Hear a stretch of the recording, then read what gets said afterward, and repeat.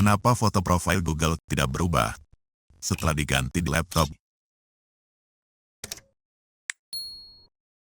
Walaupun halamannya sudah kita reload berkali-kali.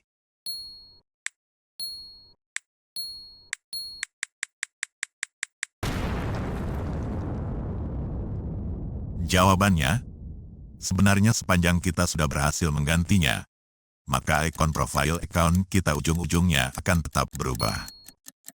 Tapi sistem membutuhkan waktu dulu untuk menerapkannya. Lama cepatnya tergantung pada 3 hal.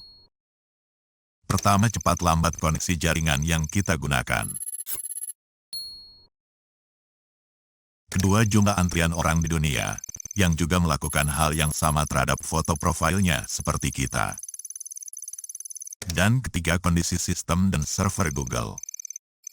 Itu sebabnya setiap kita mengganti foto profil, selalu muncul notifikasinya seperti ini.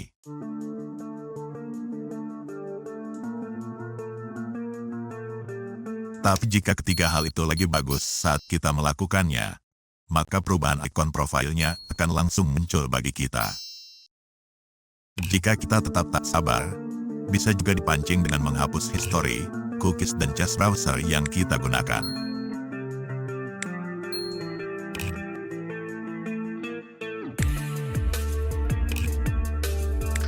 Jika tetap belum berubah, ya terpaksa ditunggu saja sistem menerapkan perubahannya secara otomatis.